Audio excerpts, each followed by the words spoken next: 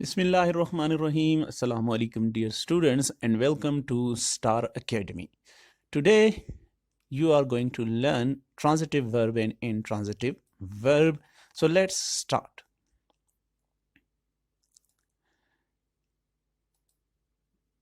यहाँ तो आपको मैं सेंटेंस बताऊंगा जी, she is reading a book, और दूसरा सेंटेंस है she is reading in the library. तो दोनों सेंटेंसेस के अंदर आप देखें रीडिंग का जो वर्ब है वो यूज़ हुआ है। पहले सेंटेंस में reading as a transitive verb use हुआ है और दूसरे सेंटेंस में reading as an intransitive verb use हुआ है।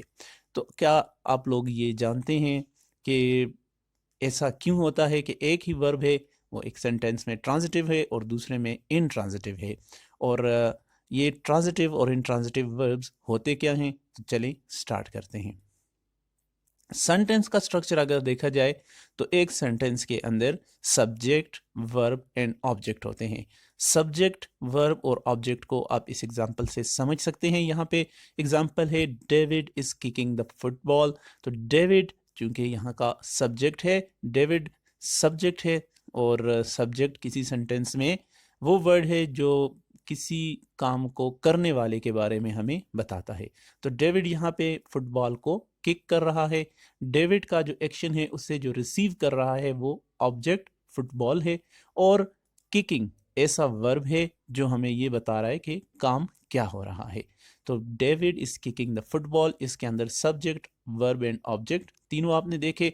अब हम देखते हैं कि ये वर्ब की जो टाइप्स हैं ट्रांजिटिव एंड इंट्रांजिटिव ये क्या होती हैं और ये किस चीज़ पे डिपेंड करती हैं।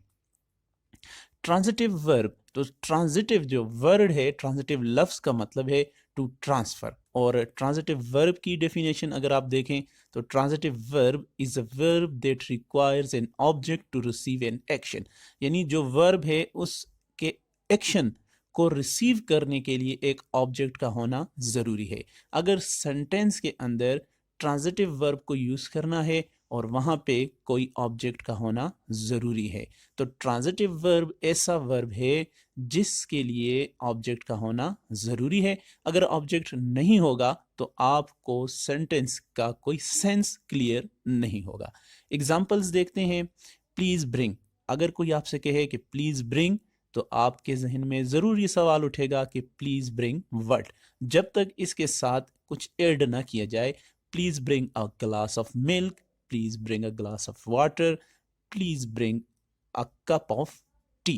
तो यहाँ पे अ ग्लास ऑफ मिल्क ये ऑब्जेक्ट है और इस ऑब्जेक्ट का होना ज़रूरी है, क्योंकि जो हमारा वर्ब है ब्रिंग, उसको यहाँ पे एक ऑब्जेक्ट की ज़रूरत है।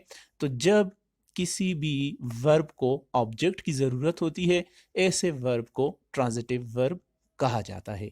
एक और एग्जांपल देखें, सलमा ईट्स एन ऑरेंज। तो यहाँ पे भी ईट जो वर्ब है वो ट्रांजिटिव वर्ब है, क्योंकि इसके लिए भी ऑब्जेक्ट का होना ज़रूरी है, और ईट वर्ब यहाँ पे as a transitive verb use हो रहा है। तो ये दो एग्जांपल्स हैं जिनसे आपको कुछ समझ आ जाएगी कि ट्रांजिटिव वर्ब्स क्या होते हैं।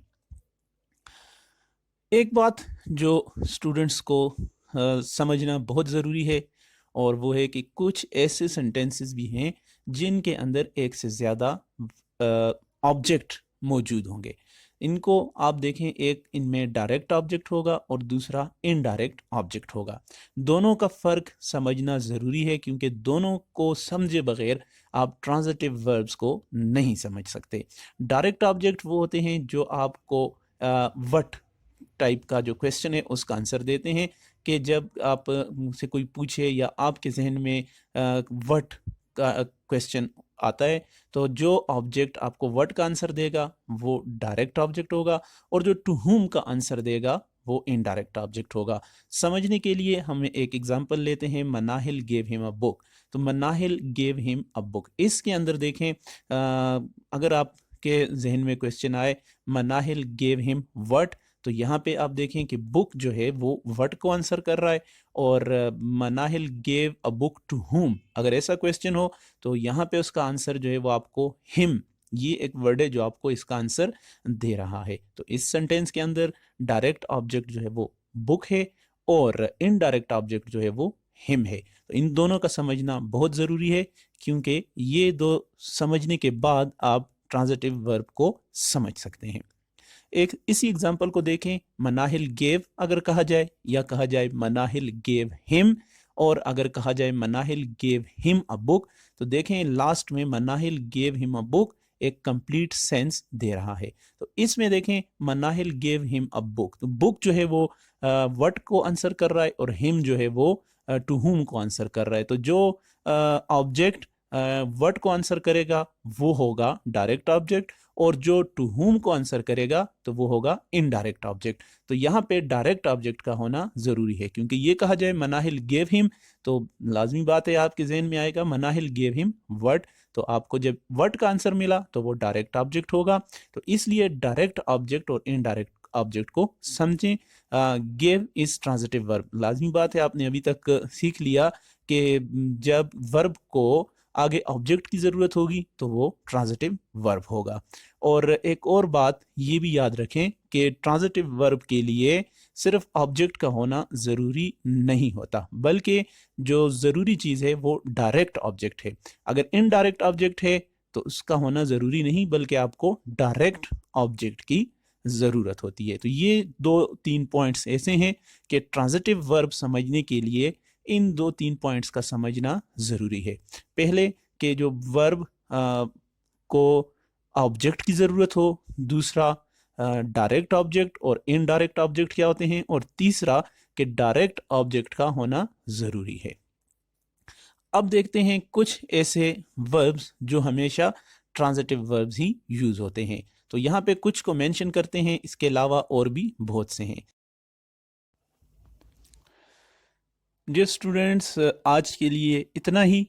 नेक्स्ट वीडियो में हम इंट्रांजिटिव वर्ब को डिस्कस करेंगे। So thank you for watching this video. Take care and good bye.